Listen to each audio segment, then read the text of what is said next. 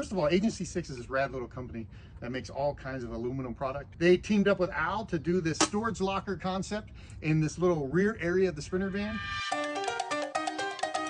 That guy right there, worst neighbor on the planet. Never get a neighbor like that guy.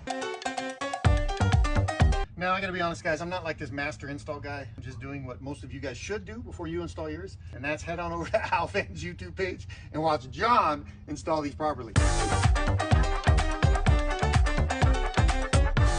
I'm gonna give you a pro tip when you're drilling this stuff out. Remember, it is metal and it's hot.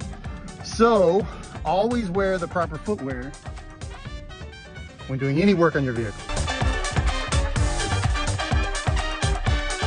If you do use one of these, I'm not sure about the grinder because I haven't done it yet, but shavings go everywhere. Protect your eyes.